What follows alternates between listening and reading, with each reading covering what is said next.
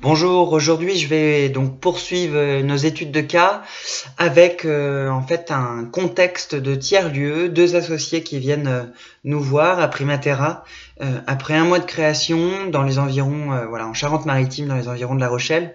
Ils viennent de se lancer, un mois seulement, portes ouvertes réalisées.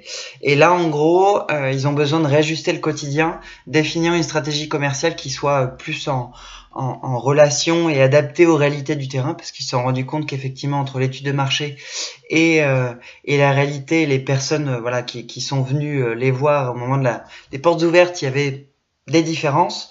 Et donc pour ça, une problématique, c'est de passer ce point d'étape avec une mise en perspective sur la stratégie commerciale, comment s'organiser, comment faire autrement peut-être par rapport à ce qui était organisé théoriquement, et puis tout ça à l'aide d'un tiers garant neutre vis-à-vis de leur association, ses associés, vis-à-vis de leur structure, leur lieu, mais même vis-à-vis du territoire.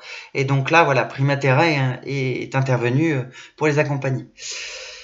Tout ça, ça s'est fait en une journée d'accompagnement. On est sur des budgets restreints, d'accompagnement stratégique. L'idée, c'était de redéfinir en fait quel était le métier d'un point de vue pitch, comment ça peut se présenter face à quelqu'un qui n'est pas issu du monde des tiers-lieux.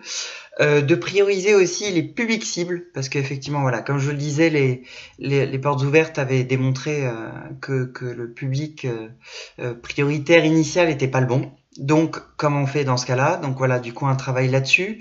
Une communication commerciale peut-être adaptée aussi, avec peut-être d'autres outils que ceux existants, peut-être avec des possibilités de modularité en fonction des publics.